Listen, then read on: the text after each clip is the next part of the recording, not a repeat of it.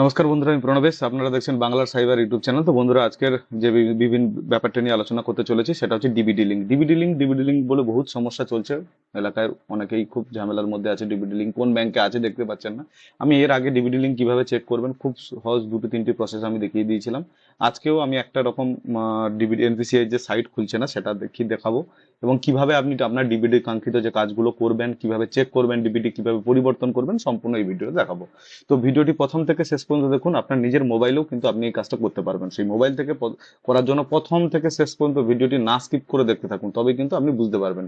অনেকেই কিন্তু এই সব ধরনের ভিডিও বানিয়ে ফেলেছেন অলরেডি, বা অনেকে ইউটিউবে দেখেছেন, কিন্তু সম্পূর্ণ তথ্য আমি বুঝতে পারিনি, তাই আমি আমার প্রয়োজন হলো দ্বিতীয়বার আমি একটা ভিডিও বানালাম। তো চলুন ভিডিওটা শুরু করা যাক। ভিডিও শুরু করার আগে সবাইকে প্রতিদিনের মতো বলবো, বন্ধুরা যারা এখনো পর্যন্ত আমার চ্যানেলটি সাবস্ক্রাইব করেনি অবশ্যই অবশ্যই সাবস্ক্রাইব করুন। এবং যে সমস্ত বন্ধুরা আমাদের সাইবার ক্যাফে আছে, যাদের যাদের সিএসসি আছে বা ব্যাংক মিত্র বা অনলাইনে দোকান চালান, তাদের জন্য আমার ডেসক্রিপশনে দেওয়া টেলিগ্রাম লিঙ্ক এবং টেলিগ্রাম চ্যানেল যা আছে, টেলিগ্রাম গ্রুপের লিঙ্ক এবং হোয়াটসঅ্যাপ চ্যানেলের লিঙ্ক আছে, সেখান থেকে আপনার হোয়াটসঅ্যাপ গ্রুপের লিঙ্ক আছে, সেখান থেকে আমরা জয়েন হয়ে যান। সেখান থেকে অনেক রকম সুবিধা আপনি পেতে চলেছেন। সেটা গ্রুপের লিঙ্ক জয়েন করলেই আপনারা কিন্তু বুঝতে পারবেন। তো চলুন ভিডিওটা শুরু করা যাক। প্রথমে আমরা কি করব, গুগল ক্রোম ওপেন করে নেব। আপনারা কি করবেন, আপনারা আপনাদের মোবাইল থেকে যদি করেন তাহলে মোবাইলে গুগল ক্রোমটি ওপেন করে নেব। ওপেন করে নেওয়ার পরে আপনারা সার্চ করবেন সিম্পলি এনসিপিআই বলে সার্চ করবেন। আর যদি মোবাইল থেকে করেন তাহলে অবশ্যই থ্রি ডট অপশানে ক্লিক করে ব্রাউজারে যে কি বলে আপনার এই ডেস্কটপ সাইট আছে সেটাকে অন করে নেবেন। এনসিপিআই ওয়েবসাইটে ওপেন করবেন, তারপর এখানে এনসিপিআই খুলবেন, দেখবেন এখানে এনসিপিআই খুলছে না, রিজেক্ট করে দিচ্ছে। আরো একবার চেষ্টা করবো, দেখবো এখানে কিন্তু হচ্ছে না। এখানে গো ব্যাক আসবে। এখানে আমরা এখানে এনসিপিআই অন্য কিছু একটা সাইট খুলতে, যেমন এখানে ইন্টারফেস একটা খুলবো। খোলার পর দেখবেন একই রকম প্রসেস, ওয়েবসাইট খুলছে কিন্তু ডিভিডি লিঙ্কের কোনো অপশন এখানে কিন্তু আসছে না, বা সমস্যা হচ্ছে, হেভি ট্রাফিকের জন্য এটা প্রবলেম হয়ে গেছে। তো এবারে কি করবেন আপনারা, প্রথমে কিভাবে চেক করবেন? প্রথম কথা, যদি চেক করতে না খুবই অসুবিধা হয় তাহলে আপনি সিম্পলি এখানে আধারের সাইডে যাবেন, মাই আধারে লগ ইন করবেন। মাই আধারে লগ ইন করবেন। আমি যেমন এখানে মাই আধারে লগ ইন করছি, আমি আধার নাম্বারটা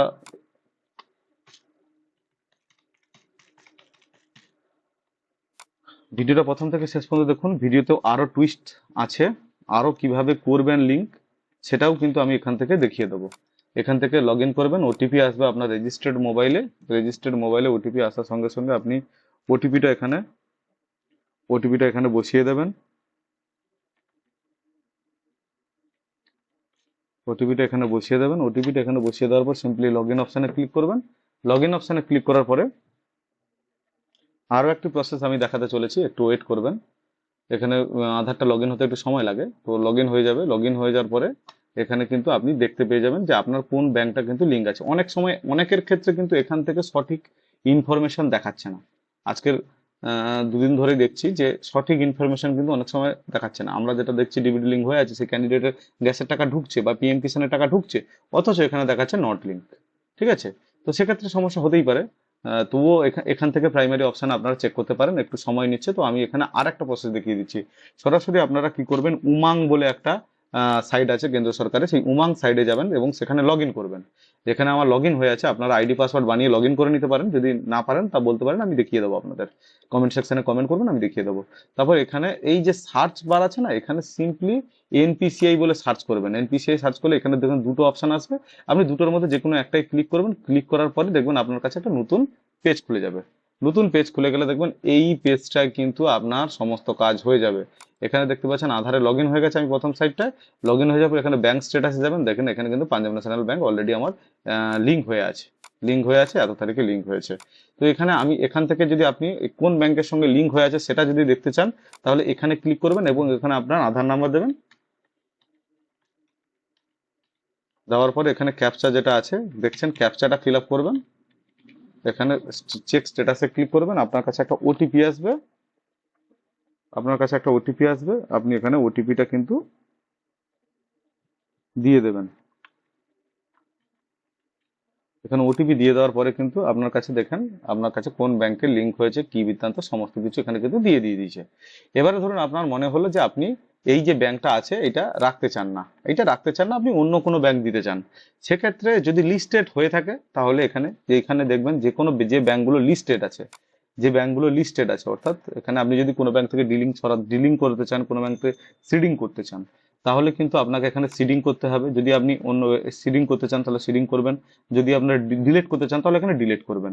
ধরুন আপনি ধরুন আপনি পাঞ্জাব ন্যাশনাল ব্যাংকে আছে, আপনি এটাকে এখানে আপনার আধার নাম্বার দেবেন, এখানে ডিসিডিং করতে চান আর ডিসিডিং করতে, যদি ডিলিট করতে চান তাহলে এখানে ডিলিট, আর যদি ডিলিট না করতে চান তাহলে সিডিং করতে চান তাহলে কোন ব্যাংকে সিডিং করতে চান সেটা কিন্তু এখানে দিয়ে দেবেন। ধরুন আমি এখানে আমার আধার নাম্বার দিয়ে দেওয়ার পরে আমি এখানে সিডিং করতে চাই কোন ব্যাংক, এখানে ব্যাংকের নামটা আসছে না, এখানে ফের সিডিং করে দিলাম, তারপর এখানে ব্যাংকের নাম আপনারা এক দুবার ট্রাই করবেন, ট্রাই করার পর দেখবেন ব্যাংকের নামগুলো কিন্তু এখানে আসছে না, একটু সার্ভারের প্রবলেম হচ্ছে, আপনারা বারবার ধরে চেষ্টা করবেন, তখন দেখবেন আপনাদের সামনে হয়ে যাবে। তারপরে আপনারা কি করবেন, এখানে যেই ব্যাংকের নামটা সিলেক্ট করার পরে এখানে তার অ্যাকাউন্ট নাম্বারটা এবং কনফার্ম অ্যাকাউন্ট নাম্বার পড়ার পরে এখানে কিন্তু ক্যাপচা কোড করিয়ে সাবমিট করে দিলে আপনার কাছে একটা ওটিপি যাবে, ওটিপি দিয়ে দিলে কিন্তু আপনার সিডিং হয়ে যাবে। এটা গেল সিডিং। আপনি ধরুন সিডিং করছেন, সিডিং করার সময় ধরুন আপনার লিঙ্ক হয়ে আছে, একটা ব্যাংক থেকে অন্য ব্যাংকে যাবেন, তখন সেখানে এখানে এই ব্যাংকটা আছে সেম, এখানে ওই যে এখানে দেওয়া আছে movement from one bank to other bank, এখানে এটা এটা সিলেক্ট করতে হবে। ধরুন আমি পাঞ্জাব থেকে আমি স্টেটে নিয়ে যাবো, তখন সেক্ষেত্রে এটাই। আর ধরুন আপনি পাঞ্জাব থেকে পাঞ্জাবেরই অন্য একটা অ্যাকাউন্টে করতে চান, তখন সেক্ষেত্রে মুভমেন্ট টু সেম অ্যাকাউন্ট, মানে যে সেম ব্যাংক। এবার অনেক ব্যাংক আছে যেখানে দেখবেন আপনার ডিবিডির মানে এই লিস্টে কিন্তু নাম থাকবে না, যেমন ধরুন পশ্চিমবঙ্গ গ্রামীণ ব্যাংক, সমবায় সমিতি, এগুলো কিন্তু নাম নেই। তাহলে সেক্ষেত্রে কি আপনি ডিবিডি লিঙ্ক করতে পারবেন না এইসব ব্যাংকে? হ্যাঁ পারবেন। কি করতে হবে আপনাকে, যদি আপনার ডিবিডি লিঙ্ক না থেকে থাকে তাহলে আপনাকে সিম্পলি একদম, ধরুন ডিবিডি লিঙ্ক নেই, তাহলে সেক্ষেত্রে আপনার ব্যাংকে যান, ব্যাংকে গিয়ে এরকম একটি ফর্ম পেয়ে যাবেন, ধরুন এটা বঙ্গীয় গ্রামীণ বিকাশ অর্থাৎ ওয়েস্ট বেঙ্গল গ্রামীণ ব্যাংকের ফর্ম, এরকম একটি প্রত্যেকটা ব্যাংকের জন্য এক একটি ফর্ম আছে, এই ফর্ম ফিল আপ করে আপনাকে জমা দিতে হবে। আর যদি আপনার লিঙ্ক না থেকে থাকে, ধরুন একদম লিঙ্ক নেই, লিঙ্ক হয়ে আছে একটা ব্যাংকে, সেটা আপনি রাখতে চাইছেন না, যেমন ধরুন এয়ারটেল পেমেন্ট ব্যাংক হ্যান ত্যান, সেক্ষেত্রে আপনাকে কি করতে হবে, প্রথমে এখান থেকে এসে আপনাকে ওই ব্যাংকটিকে কিন্তু ডিলিট করে দিতে হবে, অর্থাৎ এখানে ডিসিডিং করে দিতে হবে ব্যাংক, এখানে আধার নাম্বার এবং ডিসিডিং করার পরে তারপরে ওই ফর্মটি নিয়ে আপনাকে পৌঁছে যেতে হবে ওই ব্যাংকে, এবং ওই ব্যাংকে যাওয়ার পরে কিন্তু আপনার হয়ে যাবে। এবার যে কোনো পরিস্থিতিতে যদি আপনি আপনার যে কোনো ব্যাংকের ক্ষেত্রে যদি আপনি অনলাইনে না করতে চান, তাহলে অফলাইনে যদি করতে চান, সেক্ষেত্রে আপনাকে এই ফর্মটি কিন্তু ফিল আপ করে নিয়ে ব্যাংকে পৌঁছে গেলে কিন্তু আপনার ডিবিডি লিঙ্ক হয়ে যাবে। সেক্ষেত্রে আপনাকে কিভাবে ফিল আপ করতে হবে সেটা বলে দিচ্ছি। ধরুন এই ব্যাংকের ক্ষেত্রে এরকমই সব ফর্মটা প্রত্যেকটা ব্যাংকেরই সেম। ধরুন আপনি এখানে ডিবিডি লিঙ্ক করতে চাইছেন, কোন ব্যাংকের অ্যাকাউন্টে আপনি করতে চাইছেন, কোন ব্রাঞ্চ, সেটা প্রথমে আপনাকে করতে হবে, সেই ব্রাঞ্চের নামটা লিখতে হবে, সেই অ্যাকাউন্ট নাম্বারটা আপনাকে এখানে লিখতে হবে, এবং অ্যাকাউন্টে যে নামটা আছে সেটা এখানে লিখতে হবে, এবং অ্যাকাউন্ট নাম্বারটা ফার্দার আবার এখানে আপনাকে লিখতে হবে। তারপরে এখানে আপনাকে ডেটটা বসিয়ে দিতে হবে, এখানে আপনার সিগনেচার করতে হবে। আর এইখানে কিন্তু আপনাকে কি করতে চাইছেন, প্রথম হচ্ছে আপনি যদি টোটালি ডিবিডি না থাকে তাহলে এখানে কিন্তু আপনি সেই অ্যাকাউন্ট নাম্বারটা লিখে দেবেন যেখানে আপনি প্রথম ডিবিডি যে ডিং করতে চাইছেন। এবারে এখানটায় ধরুন আপনি ডিবিডি আপনার হয়ে আছে অন্য ব্যাংকে, সেখানে যদি অন্য ব্যাংকে হয়ে থাকে আপনি ট্রান্সফার করতে চাইছেন, তাহলে যে ব্যাংকে হয়ে আছে সেই ব্যাংকের নামটা লিখবেন এবং সেই ব্যাংকের অ্যাকাউন্ট নাম্বারটা এখানে লিখে দেবেন। এখানে লেখা দেওয়ার পরে কিন্তু আপনাকে এখানে আবার একটা সিগনেচার করতে হবে এবং এখানেও একটা সিগনেচার করতে হবে।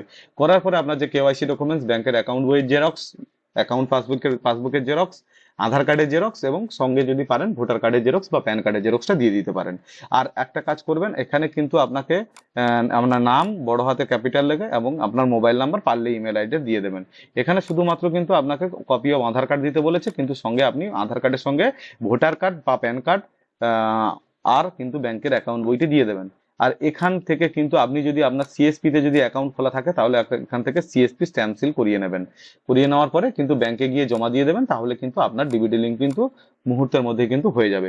তো আশা করবো এই পুরো ইনফরমেশনটা কিন্তু এই ভিডিওতে দিতে পেরেছি। যে সমস্ত বন্ধুরা ডিবিডি লিঙ্কের ওয়েবসাইট খুলতে পারছিলেন না তাদের জন্য এই জিনিসটা বুঝিয়ে দিয়েছি। হ্যাঁ, আর একটা জিনিস, এখানে যারা উমাঙ্গের পরে খোলার পরে এখানে কিন্তু ক্লিক করলে ঘুরে ফিরে আবার এই পেজটা আসছে, সেক্ষেত্রে দেখবেন এখানে কিন্তু একটা পপ আপ আসছে, এখানে এই পপ আপটা এই জায়গাটা জাস্ট থাকবে, দেখবেন পপ আপটা ব্লক হয়ে আছে। এই পপ আপটা ক্লিক করার পর এখানে অ্যালাউ অপশন ক্লিক করবেন, অ্যালাউ অপশনে ক্লিক করলে কিন্তু আপনার ডিবিডির পেজটা কিন্তু খুলে যাবে।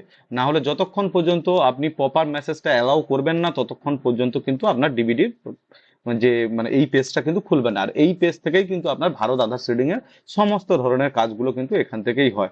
আপনি করতে চান এখান থেকে, আধার লিঙ্ক করতে মানে অর্থাৎ ডিবিডি লিঙ্ক করতে চান, ডিবিডি ডিলিট করতে চান, ডিবিডি মুভমেন্ট করতে চান, ফ্রেশ ডিবিডি লিঙ্ক করতে চান, সমস্ত কিছু কিন্তু এখান থেকে কিন্তু আপনার হয়ে যাবে।